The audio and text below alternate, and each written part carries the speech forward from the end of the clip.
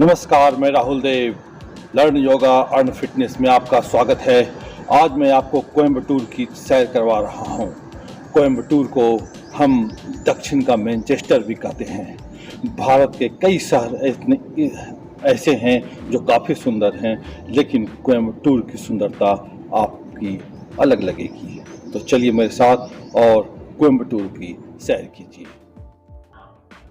कोयम्बटूर भारत के तमिलनाडु राज्य का बेहद ही खूबसूरत शहर है, जिसे कोवई और कोयमुथुर के नाम से भी जाना जाता है।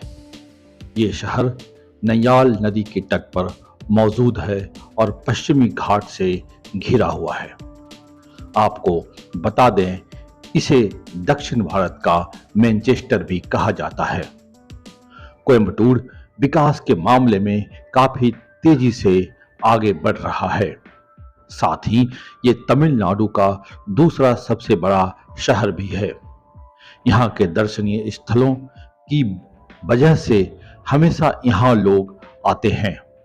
तो चलिए आपको कोयम्बटूर के कई पर्यटक स्थल के बारे में आपको जानकारी देते हैं। वैसे तो कोयम्बटूर में कई पर्यटक स्थल हैं, लेकिन इसमें से कुछ पर्यटक स्थल ऐसे हैं जहां आप जाना चाहेंगे और आपको लगेगा कि मैं वहां पे जाऊं। इसमें से जो सबसे प्रमुख पर्यटक स्थल है वह है आपका ग्रीनरी। आप चाहें तो यहां से आप कार को हायर करके आप जा सकते हैं। यहाँ पे बिलिंगिरी पर्वत भी है। कोयम्बटूर का बिलिंगियागिरी पर्वत शहर के पास घूमने के लिए प्रसिद्ध स्थानों में से एक है। पहाड़ियां नीलगिरी बायोस्फीयर रिजर्व का एक हिस्सा है और पश्चिमी घाट के केंद्र में स्थित है। पहाड़ी को इसके दूसरे नाम सप्तगिरी या सात पर्वत से भी जाना जाता है। पर्वत को कैलाश पर्वत के समान एक अत्यधिक आध्यात्मिक स्थान माना जाता है। कई स्थानीय कारें और बसें पर्यटकों को बिलियांगिरी पर्वत तक ले जाती है और आप उस स्थान तक पहुंचने के लिए उसका लाभ उठा सकते हैं। अगर आप भगवान शिव के पक्के अनुयायी हैं तो बिलियांगिरी पर्वत को किसी भी सूरत में मिस नहीं करना चाहिए। यहाँ पे जो एक सबसे प्रमुख पर्यटक स्थल है वह है, यदि आप आध्यात्मिक रूप से कहीं आप पसंद करते हैं तो आप यहाँ पे घूम सकते हैं। यह है कोयम्बटूर का पेरुरू पाटेश्वर मंदिर। यह काफी प्राचीन मंदिर है। इसे भगवान पाटेश्वर स्वामी की पूजा के लिए बनाया गया था, जिन्हें आमतौर पर भगवान नटराज के नाम से भी जाना जाता है। मंदिर मुख्य शहर से लगभग 9 किलोमीटर दूरी पर स्थित है और इनकी भव्य वास्तुकला, प्राचीन कलाकृति, पेंटिंग, मूर्तियों, नक्काशी और अवशेषों के लिए काफी हद तक जाना जाता है।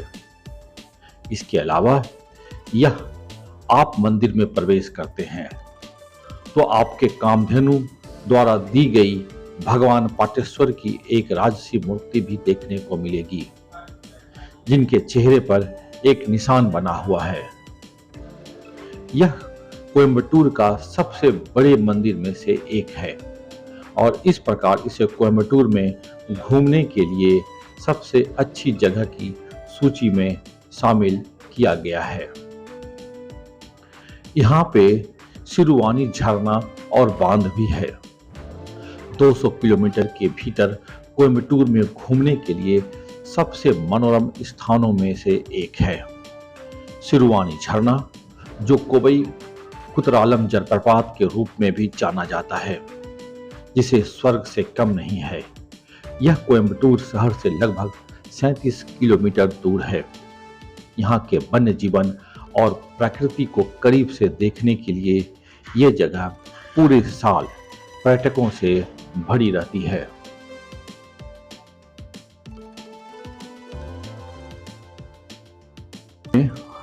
प्रसिद्ध आदि योगी शिव की मूर्ति कोयम्बटूर के सबसे अच्छी स्थानों में से एक है।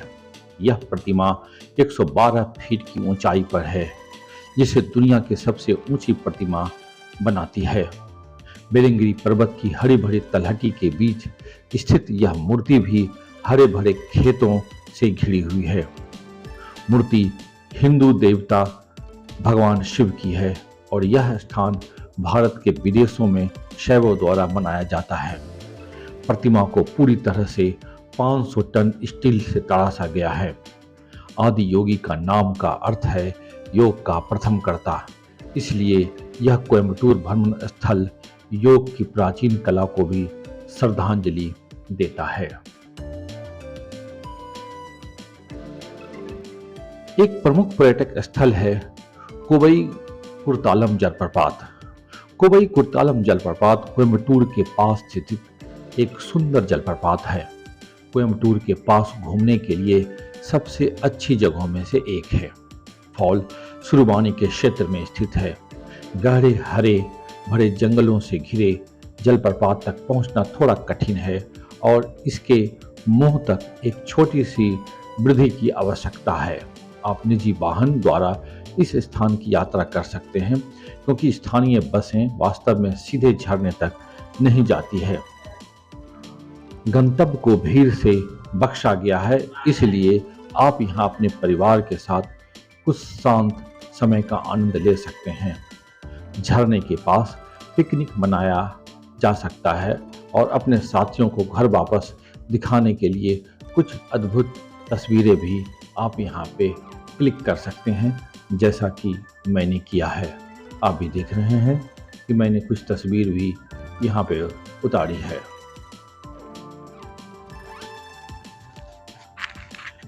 एक विदेही जलप्रपात भी है, कोयम्बटूर से 35 किलोमीटर दूरी पर स्थित है, जो घूमने के लिए भी यह काफ़ी उचित स्थान है। जब भी यहाँ पे आते हैं जरूर कोशिश कीजिए यह भी जलप्रपात को देखने के लिए। विदेही जलप्रपात अपनी भव्यता के लिए जाना जाता है। अपने प्राकृतिक आकर्षण और सुंदरता के कारण यह जलप्रपात पर्यटकों को काफ़ी संख्या में अपनी ओर आकर्षित करता है।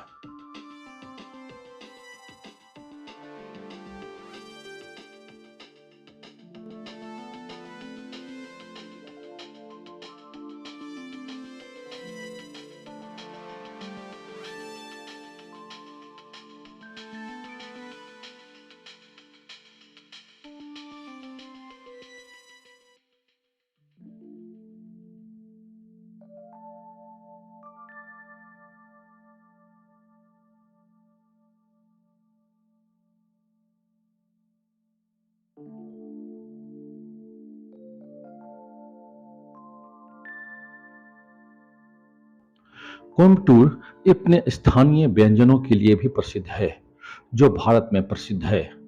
आपको कोयम्बटूर के सभी पर्यटक स्थलों के पास तरह तरह के भोजनालय मिल जाएंगे और नाम मात्र की कीमतों पर दक्षिण भारतीय भोजन का आनंद लिया जा सकेगा।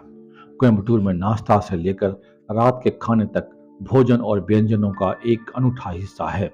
आपको स्थानीय रेस्तरां में शाकाहारी और मांसाहारी दोनों प्रकार के भोजन मिलेंगे। कोयम्बटूर के कुछ शीर्ष रेस्तरां और भोजनालयों में द फ्रेंच डोर भी आपको मिलेंगे। आप यहाँ पर भोजन देख सकेंगे कि केले के पत्ते पे खिलाया जाता है, जो आपको एक अलग प्रकार का अनुभव और आनंद देगा। यहाँ पे आप एयरपोर्ट या रेल मार्ग से भी कोयम्बटूर पहुँच सकते हैं। यदि आप एयरपोर्ट से आ रहे हैं तो आप यहाँ पे उतर के कार के रास्ते इस शहर में प्रवेश कर सकते हैं। यह एयरपोर्ट दिल्ली, मुंबई, कोलकाता, बेंगलुरु आदि शहरों से जुड़ा हुआ है। साथ ही साथ ट्रेन की भी कनेक्टिविटी यहाँ बहुत अच्छी है।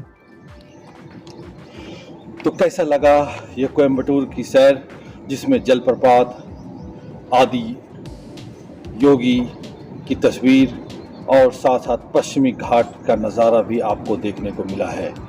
हम उम्मीद करते हैं कि आप जब कभी भी कोयम्बटूर आएँ तो ज़रूर यहाँ का भ्रमण करें और साथ ही साथ यहाँ से कुछ ही दूर पे 60 किलोमीटर की दूरी पे ऊटी भी है, तो आप कार या बस के द्वारा ऊटी का भी दर्शन कर सकते हैं। कैसा लगा मेरा ये ट्रिप ज़रूर कमेंट करके बताइएगा। धन्यवाद।